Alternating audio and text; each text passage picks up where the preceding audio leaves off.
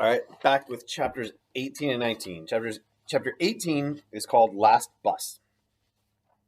The buses kept arriving at Leawood Elementary, delivering discouragement as well as joy. It was great if your kid got off, but the odds kept dropping as the remaining parents dwindled. I was getting envious of parents who were finding their kids and screaming out their names, Doreen Tomlin recalled. She found it harder and harder to get up. Her husband kept the faith, but hers played out. Buses arrived, and she stayed in her seat, silently chastising herself. I thought, why aren't you getting up and looking? All these other parents are pinned to the stage, and you're just sitting here. Brian Rorbo had given up even earlier. By 2 p.m., while Leawood was packed with hopeful parents, Brian had accepted Danny's fate. I knew he was gone, he said. I assume it was God telling me, preparing me. I hoped I was wrong. We waited for busloads of kids, but I knew he wasn't going to be on it. I told Sue, you know he's gone. But his ex-wife was hopeful. In the public library, Misty Bernal was too. Her son Chris had turned up, but Cassie was still missing. She is alive, Misty told herself fiercely. Nothing could dampen Misty's resolve or her perseverance. Her mom came up to me every 2 minutes and asked me if I'd seen Cassie, a friend of her daughter said. I told her, I'm sure there are a lot of people unaccounted for. Not what Misty wanted to hear. Prayer helped. Please, God, just give me my baby back, she prayed. Please, God, where is she? Misty gave up on the public library. She made her way through Clement Park and discovered the buses being loaded. She scurried from one to the next. A friend of Cassie's reached out to grab her hand. Have you seen Cass? Misty cried. No. Misty returned to the library. Brad and Chris met her there. Then everyone was sent to Leawood. That was a huge relief for the parents waiting there. More families, better odds. The buses kept coming, every 10 to 20 minutes for a while. Then arrivals slowed. Around 4 o'clock, they stopped. One more bus was promised. Parents looked around. Whose kids would it be? The wait went on endlessly. At 5 o'clock, it still wasn't there. Siblings wandered out to watch for it, hoping to run inside with the news. Doreen Tomlin had not gotten up in a long time, but she was still praying her boy would be on it. We were clinging to that hope, she said. At dinner time, President Clinton held a press conference in the West Wing to discuss the attack. Hillary and I are profoundly shocked and saddened by the tragedy today in Littleton, he said. He passed on the hope of a Jeffco official who had just told him, perhaps now America would wake up to the dimensions of this challenge, if it could happen in a place like Littleton. Clinton set a federal crisis response team and urged reporters to resist jumping to conclusions. So there is number 12 on chapter 18. What I would like to do is take a couple of days, because we don't know what the facts are here, he said. And keeping in mind, the community is an open wound right now. At Leawood, even the resilient families were faltering. Nothing had changed. No buses, no word for hours on end. District Attorney Dave Thomas tried to comfort the families. He knew which ones would need it. He had 13 names in his breast pocket. 10 students had been identified in the library, and 2 more outside, based on their clothing and appearance. 1 teacher lay in Science Room 3. All deceased. It was a solid list, but not definitive. Thomas kept it to himself. He told the parents not to worry. At 8 o'clock, they were moved to another room. Sheriff Stone introduced the coroner. She handed out forms asking for descriptions of their kids' clothing and other physical details. That's when John Tomlin realized the truth. The coroner asked them to retrieve their kids' dental records. That went over unevenly. Many took it gravely. Others perked up. They had a task, finally, and hope for resolution. A woman leapt up. Where is that other bus? She demanded. There was no bus. There never was another bus, Doreen Tomlin said later. It was like a false hope they gave you. So that's number 13 on chapter 18. Many parents felt betrayed. Brian Rorbo later accused the school officials of lying. Misty Bernal also felt deceived. Not intentionally, perhaps, but deceived nonetheless, she wrote, and so bitterly that it almost choked me. Sheriff Stone told them that most of the dead kids had been in the library. John always went to the library, Doreen said. I felt like I was going to pass out. I felt sick. She felt sadness but not surprise. Doreen was an evangelical Christian and believed the Lord had been preparing her for the news all afternoon. Most of the evangelicals reacted differently than the other parents. The press had been cleared from the area, but Lynn Duff was assisting the families as a Red Cross volunteer.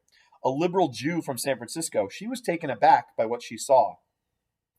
The way that those families reacted was markedly different, she said. It was like 180 degrees from where everybody else was. They were singing, they were praying, they were comforting the other parents, especially the parents of Isaiah Scholes, the only African American killed. They were thinking a lot about the other parents, the other families, and responding a lot to other people's needs. They were definitely in pain, and you could see the pain in their eyes, but they were very confident of where their kids were. They were at peace with it. It was like they were a living example of their faith. But not all the evangelicals reacted the same way. Misty Bernal was defiant. She was sure Cassie was alive. Mr. D stayed with the families. He was doing his best to console them and waiting for word on a close friend. He had known Dave Sanders for 20 years.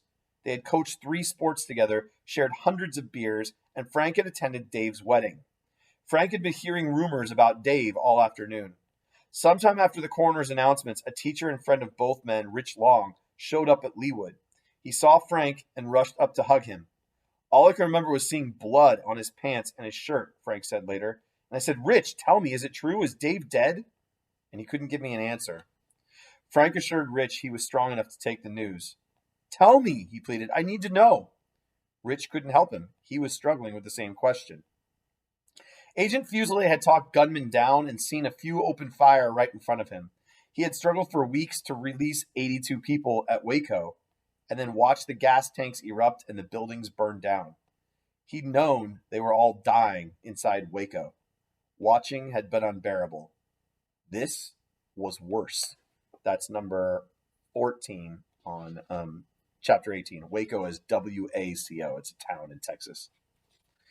Fuselier went home and gave Brian a hug. It had been a long time between hugs, and it was hard to let go. Then he sat down to watch the news reports with Mimi. He held her hand and choked back tears. How could you go home and get dental records? He asked. Then what? You know your kid is lying there dead. How do you go to sleep? That's the end of chapter 18. Here's chapter 19. Chapter 19 is called Vacuuming. Dave Sanders was one of the few teachers unaccounted for. He was still in Science Room 3. The SWAT team had reached him, still alive, but hopeless. Several minutes later, before he was evacuated, Dave Sanders bled to death. His family was not notified. Late in the afternoon, they got word he was injured and taken to Swedish Medical Center.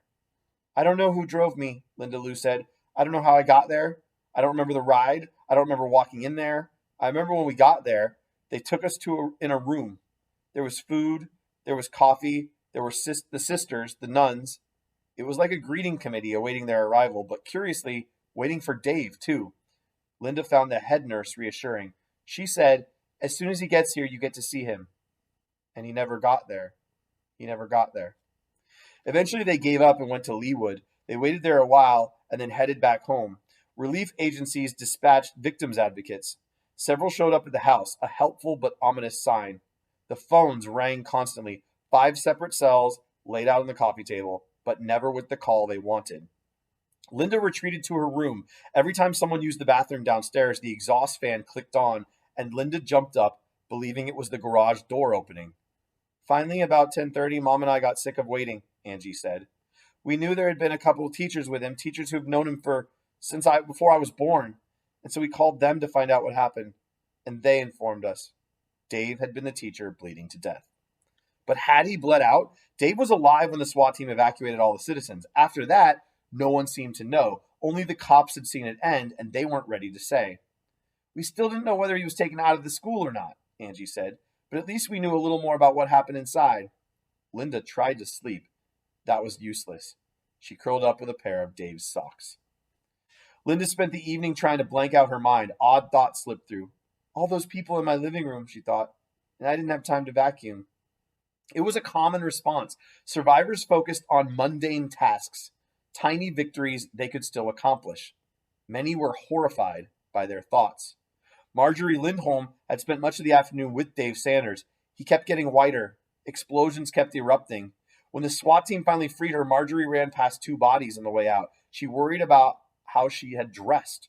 Her parents would find her in a tank top that suddenly felt sleazy. She borrowed a friend's shirt to cover herself up. A cop drove her to safety in Clement Park, and a paramedic stepped up to examine her. God, she was hot, she thought. I felt ashamed, she wrote later. I was thinking how this paramedic looked and people died. Sorry. God, he was hot. She's thinking he was hot about the paramedic. She felt ashamed because I was thinking how this paramedic looked and people died. A sophomore reproached herself for her survival instincts. She saw the killers and she took off running. Another girl was right by her side. The other girl went down. Blood was everywhere, the sophomore said. It was just terrible. She kept running. Later that day, she confessed her story to a Rocky Mountain news reporter. Why didn't I stop to help that girl? She asked. Her voice grew very soft. I'm so mad, she said. I was so selfish. There's your answer to number 15 on chapter 19. Brad and Misty Bernal got home around 10 p.m. Brad climbed on top of the garden shed with a pair of binoculars to peer across the field. The library windows were blown out, and he could see men milling about inside. They were in blue jackets with big yellow letters, ATF. They had their heads down, but Brad couldn't quite make out what they were up to.